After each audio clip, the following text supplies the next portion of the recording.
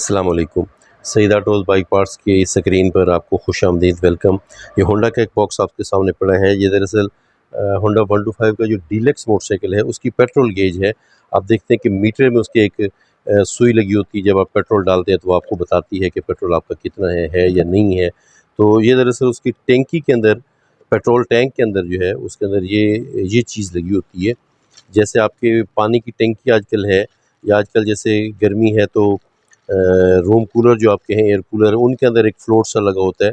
जब आप पानी उसके अंदर डालते हैं, पानी भर जाता है तो फ्लोट ऊपर हो जाता है और आपका पानी जो है वो डिस्कनेक्ट हो जाता है, कैसे कह लें। इसी तरह ये फ्लोट है जो टैंकी के अंदर लगा होता है, टैंकी के नीचे से ये फिट होती है डीलक्स की पेट्रोल गेज, और फिर ये आपके मीटर के साथ कनेक्ट होती है और आपको पता चलता है कि आपके मोटरसाइकिल के फ्यूल टैंक में कितना पेट्रोल है या नहीं है। ये CD100 में भी आती रही है, लेकिन अब जो जब से प्राइड आया तो उसमें नहीं है।